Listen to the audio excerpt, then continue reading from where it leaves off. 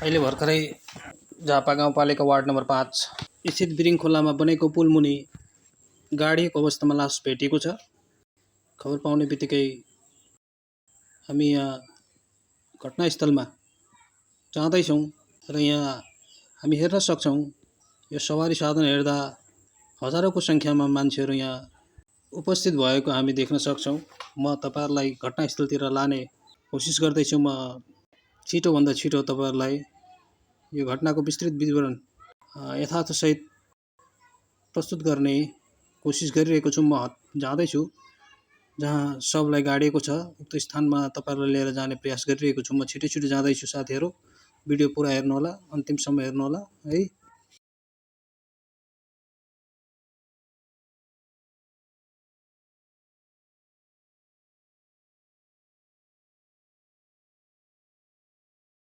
तपाईं हेर्न सक्नुहुन्छ भिडियोमा, त्यहाँ हजारौंको संख्यामा मान्छेहरू यहाँ उपस्थित छन्। हामी त्यो भिड नजिकै जाँदैछौँ। पुलमाथि, पुलमुनि सबैतिर मान्छे नै मान्छेको दृश्यहरू हामी यो भिडियोमा देख्न सक्छौँ। ल हेर्नुस्, ठ्याक्क पुलमुनि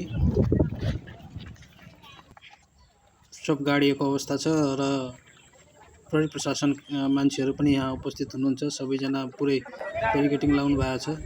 गाडीको स्थानसम्म सर्वसाधारणलाई रोक लगाइएको छ, जान दिएको छैन। सुरक्षाकर्मीले पुरै व्यवस्थित तरिकाले यहाँ आफ्नो कार्यलाई अगाडि बढाइरहनु भएको छ। हेर्न सक्छौँ हजारौंको सङ्ख्यामा मान्छेहरू उपस्थित भएर यो दृश्यहरू म तपाईहरुलाई देखाइरहेको छु।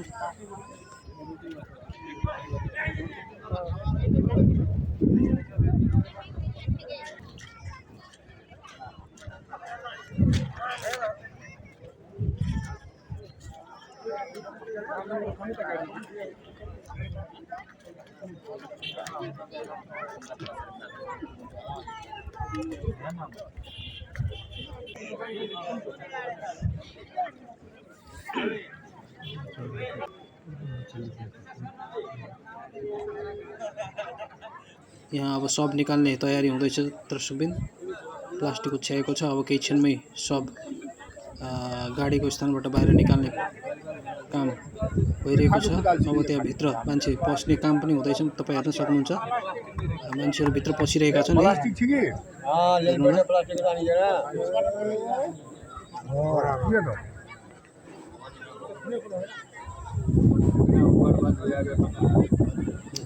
निकाल्ने क्रम जारी छ। मान्छे भित्र पसिरहेका छन्। हेर्न सक्नुहुन्छ भिडियोमा तपाईं, सबलाई निकाल्ने काम हुँदैछ। निकालिसके, लगभग निकालिसके। निकालेर अब बाहिर राख्दैछन्। सब निकाल्ने काम भइसकेको छ। तपाईँ भिडियोमा हेर्न सक्नुहुन्छ।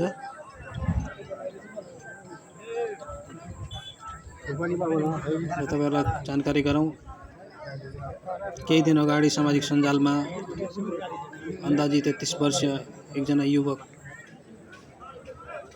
आफ्नो गाडीसहित बेपत्ता भएको खबर सामाजिक सञ्जालमा आएको थियो, जसको अनुसन्धान भइरहेको थियो र आज आएर टुङ्गो लगाएको छ।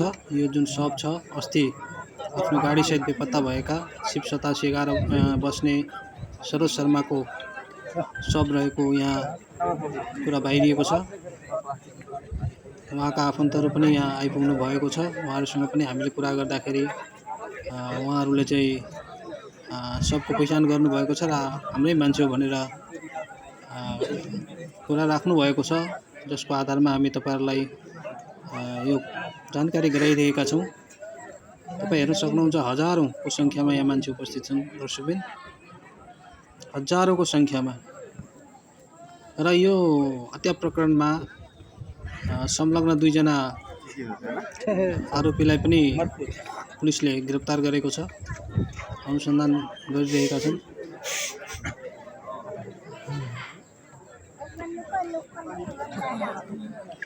तपाईं हेर्न सक्नुहुन्छ मान्छे कति मान्छे छन्। तल माथि गरेर हजारौंको सङ्ख्यामा मान्छेहरू यहाँ उपस्थित भएका छन्। यो खबर बाहिरिने बित्तिकै मान्छेको हुजुम नै देखिन आयो यहाँ। तपाईं हेर्न सक्नुहुन्छ। र तपाईहरुलाई पुनः जानकारी गरौँ, यो घटना मा जुन सब भेटिएको छ तपाईँ हेर्न सक्नुहुन्छ। सबलाई त्यहाँ राखेको छ। सब जिन्स प्यान्टमा छ, जिन्स प्यान्ट र भेस्टमा छ। जिन्स प्यान्ट र भेस्ट लगाएको अवस्थामा हामी सब हेर्न सक्छौँ र उक्त सब सरोज शर्माको रहेको खुल्न आएको छ। जुन जानकारी तपाईहरुलाई मैले साझा गरिरहेको छु, यो जानकारी भनेको उहाँलाई चिन्नुहुने र उहाँका आफन्तहरूसँग कुरा गर्दाखेरि जुन यथार्थ हामीले पायौँ त्यही अनुसारमा तपाईँ हेर्नु सब देखाइरहेका छौँ। सब एकदमै दुर्गन्धित भइसकेको छ। दुर्गन्धित भएको अवस्थामा हामी यहाँ सब बाहिर निकालेको दृश्यहरू देखाइरहेका छौँ तपाईलाई। हेर्नुहोस् मान्छेहरू धेरै भिड, सबै मान्छेहरू सुन्न साथ एक यो भिड यहाँ भेला भयो। हेर्नुहोस् तपाईहरुलाई देखाइरहेको छु म। अब यो प्रकरणसँग सम्बन्धित छानबिन र न्यायका कुराहरू छन् जुन प्रशासनले गर्ने नै छन् भन्ने आशा हामीले गरेका छौँ र दोषीले कडाभन्दा कडा सजाय पाउनेछन् भन्ने हाम्रो बुझाइ छ। दर्शकबिन यो भिडियोलाई अन्तिमसम्म हेरिदिनु होला र मन परे लाइक, कमेन्ट र सेयर पनि गरिदिनु होला र च्यानललाई सब्स्क्राइब गर्न नबिर्सिनु होला। हस्, धन्यवाद।